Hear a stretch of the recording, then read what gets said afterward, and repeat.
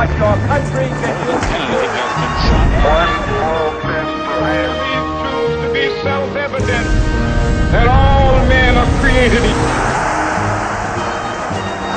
Mr. Gorbachev, tear down this wall.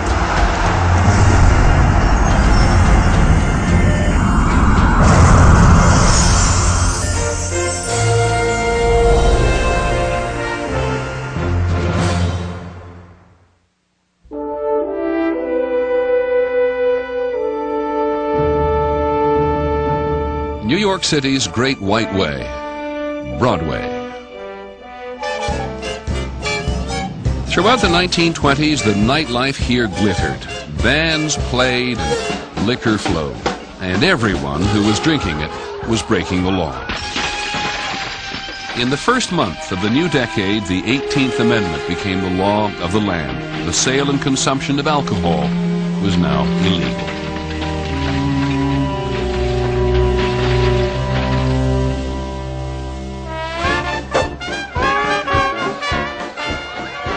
There was prohibition, but oddly enough, nobody paid any attention to it. We went to people's homes and served dreadful things called orange blossoms, which was gin and orange juice. Revolting. And bad gin at that. Liquor was now sold behind closed doors in places called speakeasies. Proprietors took the risks and reaped the profits. It was good money in them days. I was 15 years old. I was riding around with a Nash convertible. We had 4 speakeasies. One by the Daily News, one by the Daily Mirror. You had a peephole, you let him in. Okay. A guy had to explain who he was, and he'd show you an ID or something, and you let him in. You got to know it was like family after a while. Every corner had a saloon on it. Of course, you know, they were never raided by... Their cops were a big part of that business, too. People wanted to drink. It was a great game. It became a dangerous game for the high-stakes players. Battles between rival gangs for control of illegal liquor territories riddled American cities with mushrooming murder rates. Prohibition's aim was to sweep liquor off the city streets. Now they were flooded with gangsters and guns. I used to carry 2 persuaders myself. You had to have them, or else.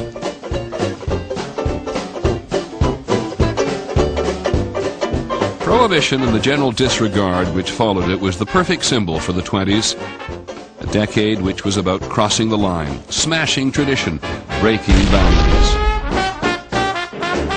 As modern America came of age in the 1920s, boundaries of all sorts, technological, geographical, and social, were shattered.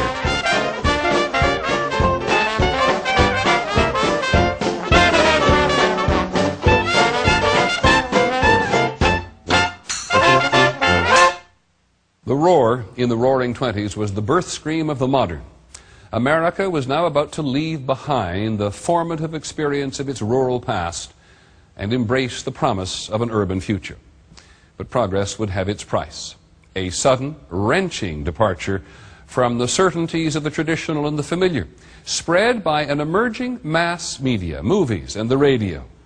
Things that seem old and familiar now were just beginning to take shape in the 1920s.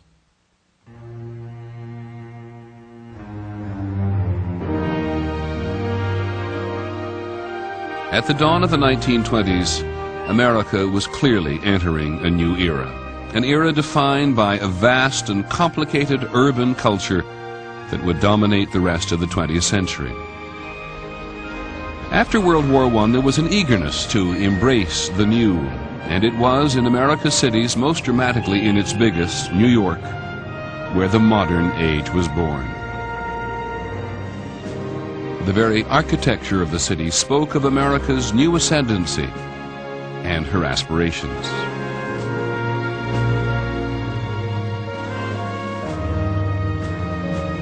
The skyscraper was an example of the new form achieving a kind of thrilling scale and nobility.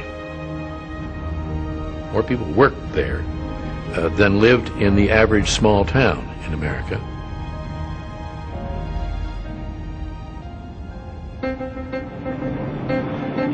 A movement to the cities that had started during World War I accelerated. In 1920, for the first time, more Americans lived in urban centers than in country towns and villages. The pace is being set in the cities. The city is irresistibly attractive, is really at a kind of high tide in this decade. It's a force, a magnet. The very names of New York streets would become synonymous with progress and innovation. Broadway would represent the best and latest in American entertainment. Madison Avenue would come to stand for the bustling new business of advertising, which was uniting the nation in a set of shared fantasies and desires. And Wall Street came to represent the decade's expanding economic opportunities.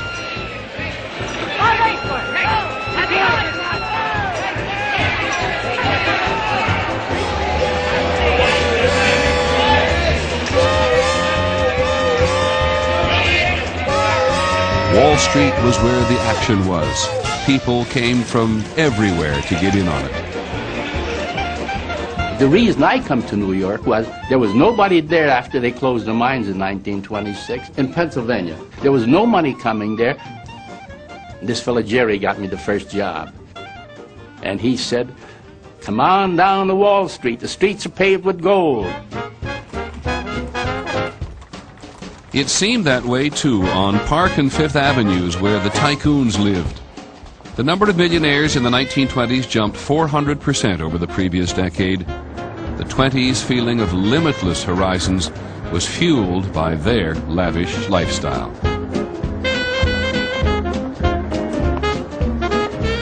Our family had a house at 934 Fifth Avenue when I was growing up.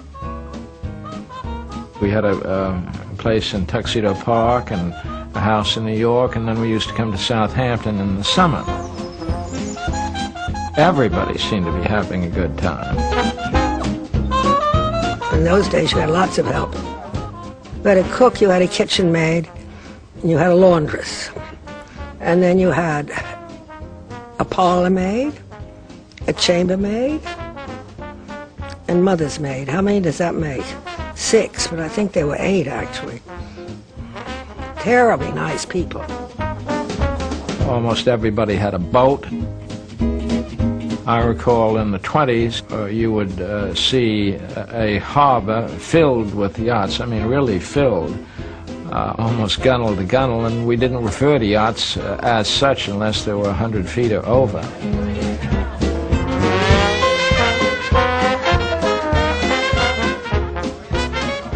There was a great deal of entertaining, and it was all done in people's houses, seated dinner parties for 50, 60 people.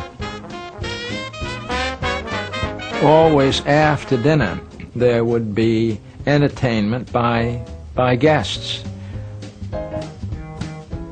George Gershwin was there with his orchestrator, Bill Daly.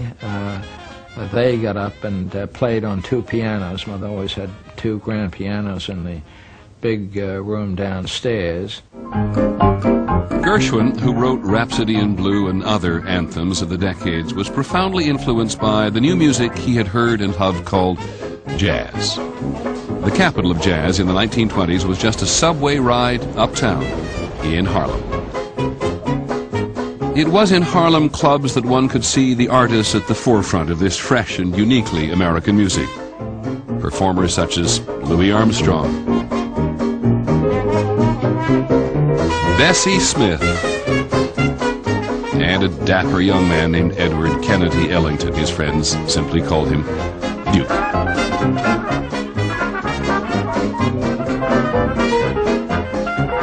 Duke was the essence of what black music was all about. Everybody else was heading in that direction, but Duke was there. The first time that I was seized by the music It was the first time I heard Duke Ellington broadcast from the Cotton Club, where Broadway, Hollywood, and Paris rub elbows. People came from all over the United States to experience what was going on in Harlem in the 20s. When I was young then and often we went up to Harlem at night to dance and everything. We all saved up for months to get the money to go out to a nightclub. And of course the music was wonderful.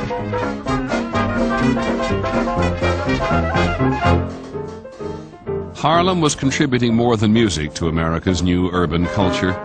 The world above New York's 125th Street was, in the 1920s, a hotbed of political, social, and cultural activity. It was later called the Harlem Renaissance. The Harlem Renaissance was one of those fancy terms that white folks invent when they want to take a particular look at some aspect of black folks.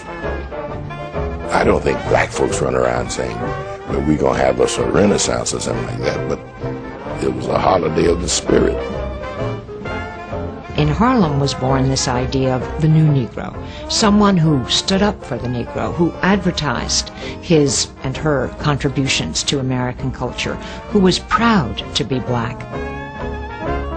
Harlem was the end of the line, the promised land, the place where all our fantasies came true. If I had to choose between heaven and Harlem, Harlem, of course, would win every time.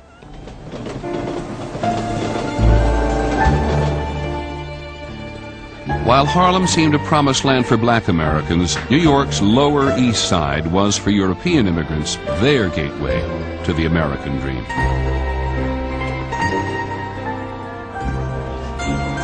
We were blessed because we were in America.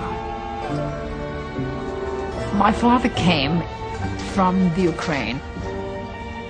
He went to work in New York City and worked in a factory where they blocked hats, men's hats. And he was making, you know, like $9 or $10 a week, working a 6-day week. And he would tell me how he was able to buy lunch every day for 12 cents. And the lunch consisted of a herring, a big schmaltz herring out of the barrel, and my mouth waters now to think of it, and a big roll with poppy seeds and an onion, and life was beautiful. This was perhaps the most mixed city, racially, ethnically, in the country. But cities all around the country had become more important because change was centered in the cities. Business, industry, culture. Nothing was like being in New York. Just the magic of everything. The world full of things to be explored. That time is one of a feeling of adventure, and your life is having a shape to it. Sort of a thread, like a narrative, a story. A feeling that anything may unfold. The decade's startling changes would soon spread from America's cities to envelop the entire nation.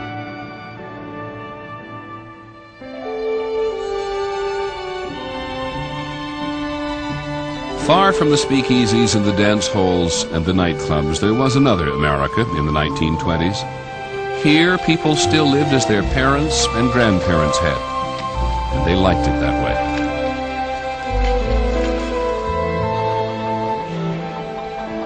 In the early 1920s, this was a quiet, easy life. Neighbors would come over, what we call the front porch visits. And that's where there would be discussion, maybe a little gossip. Throughout the 1920s, new technologies would transform daily life. At the beginning